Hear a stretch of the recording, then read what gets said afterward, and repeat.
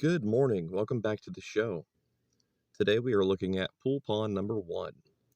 2 years ago, I built this beautiful pond using a kid's play pool and some soil and sediment from our backyard, along with some of our pond plants that I happen to have on hand growing in our buckets.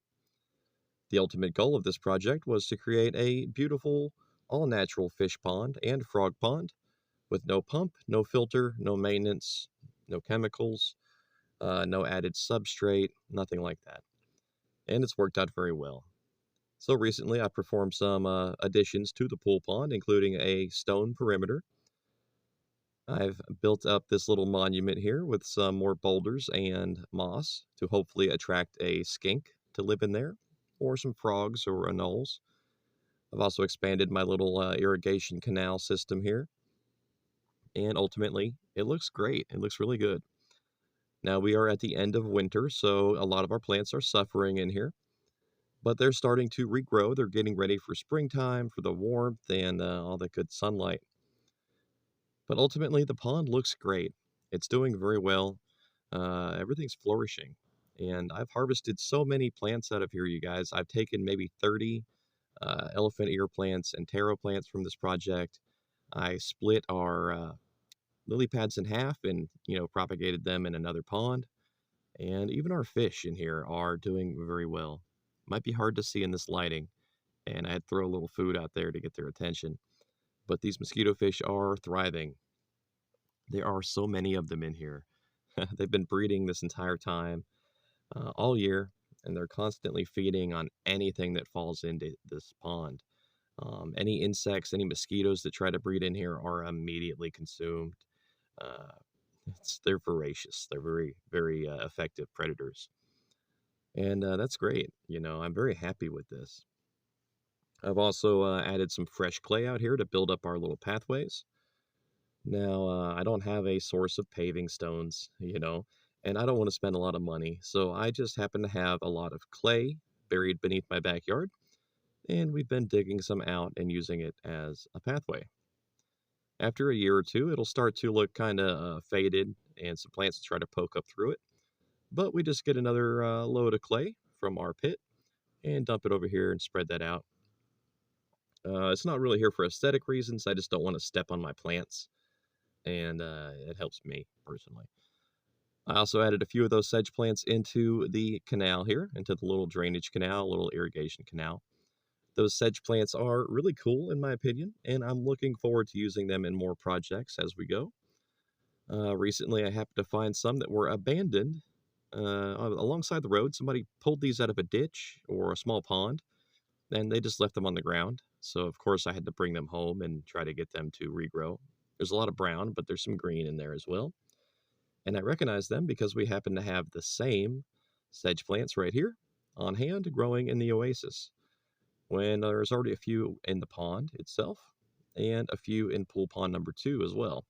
So I know these sedge plants will do well in our projects. It's just trying to bring that clump back to life, but I'm happy to have them. You may notice a little plant like this growing all around the pool pond. This is rattlesnake weed. It is commonly called a plague and an aggressive weed, but it grows here naturally. I'm in its environment. So I could spend a lot of time trying to rip it all up and, kill it and get rid of it. But really, it's harmless, it's edible, and if nothing else, I can compost it to use for our future projects. In the pond itself, we happen to have some ram's horn snails, some red ram's horns, and some brown ram's horns. Something funny I noticed, I happened to catch those two breeding right then. But while I was out here moving these stones around, I happened to discover some reptilian or amphibian droppings. Not quite an expert on that. But I noticed that it had bladder snail eggs or bladder snail shells inside of it. So there's a lizard or a frog out here eating bladder snails, which I'd never even planned on happening.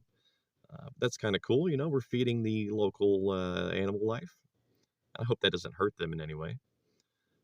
Something else I want to show you over here near the pool pond is this little side project with another plant that happens to grow here naturally, and that I look forward to using in more projects in the near future. This is Ohio or Virginia spiderwort, and it is growing in an aquatic fashion.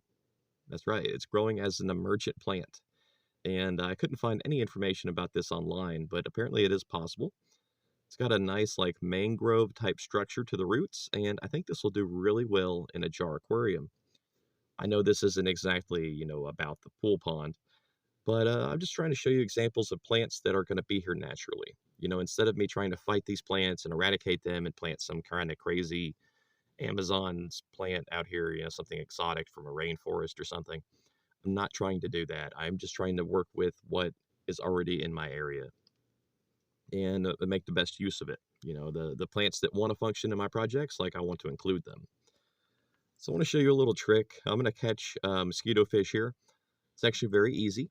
They are skittish. They're afraid of humans, but they're also very curious. So if you put something like this in the water, an old jar or cup, they will come up to it. They will eventually swim into it, and you could just kind of scoop them up just like that. And I don't want to scare the little guy, but that's a nice, healthy mosquito fish. I don't see any signs of infection or parasites. I don't see any unusual behaviors. Just a very happy, healthy little wild mosquito fish. And that's great. That's good news. So, yeah, just checking up on the fish a little bit. We're also going to take a few samples. I want to get a bit of the substrate and the water itself, like this right here. I'm going to take like 2 samples like this, and I'll throw a piece of cucumber in there, bring them into the fish room, and try to get it warmed up a little bit. I want to see if there's any ostracods or various worms and things in the pond, which there should be tons of them. But I'm also going to take a few of our sedge plants indoors. I want to play with them and see if I can get them to grow in a jar. I'm hopeful because they're actually very simple plants, so they might do well in a jar aquarium. We'll have to wait and see. And we'll put our little fishy friend back. But I want to take one more sample of just water so we can test the ammonia, the pH, the nitrate, and nitrate. Yeah, just for curiosity. I know that pH can change a lot, but this water is essentially a stagnant, quotation mark, body of water. It's been out here for 2 years, so I'm very curious about it. But yeah, we have our 2 samples here. They've been sitting overnight with a small piece of cucumber in each. I unfortunately don't see any microfauna at all. Nothing. And that's crazy. There's nothing in the pool pond. That can't be right. But if we look a little closer, the water is actually very nice. It's very clear, crystal clear water, even with all that organic material breaking down in the bottom of the pool pond, fallen leaves and such. The water itself is clear, and I don't even see any ostracods in here. I don't see any copepods, no paramecium. I don't see any of our creature collection represented in these samples. So it seems that our mosquito fish are so effective and so numerous, they have completely decimated the microfauna populations within the pool pond. And I imagine there are a few ostracods and things in there. They breed up to a certain point, the mosquito fish feed on them, things like that. But these water samples are so clear that they actually remind me of some river samples I took from the Alapaha River a few years ago. It's very interesting. Now checking the parameters of the pool pond water, I see the pH is right about 6.7, not bad. And our ammonia is something like 0.50 ppm. That doesn't sound too bad, nothing I would really worry about. These parameters can fluctuate a bit, especially for an outdoor project like the pool pond, but I still want to get an idea of what's going on in there. Our nitrite levels are at 0. Yeah, that's pretty cool. 0 nitrite in here, and 0 nitrites, I should say. And our nitrates are also at 0. So that shows that our pond is very healthy. In fact, it's cycling better than pretty much any aquarium I've ever seen, and I'm very happy about that. Hope you guys enjoyed the video. We've created a very effective, very clean pool pond for minimal cost, and it's lasting for years without any issues at all. If you enjoy the content, please like, subscribe, and check out our Patreon if you'd like to support the channel further. You can donate anything, even $1 helps, or you can join as a free member. Either way, I'm happy.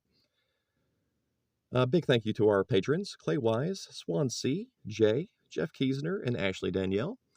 A big shout out for you guys. Every patron gets a shout out at the end of the videos. And yeah, I'm just happy to be here, happy to be making content for you guys. Please check out the other videos appearing on your screen right now. Check out my channel if you're interested in this stuff. I'd love to have you over there. And drop a comment. I love talking with you guys. So have a great day. I'll have some short videos soon and a full-length video next week.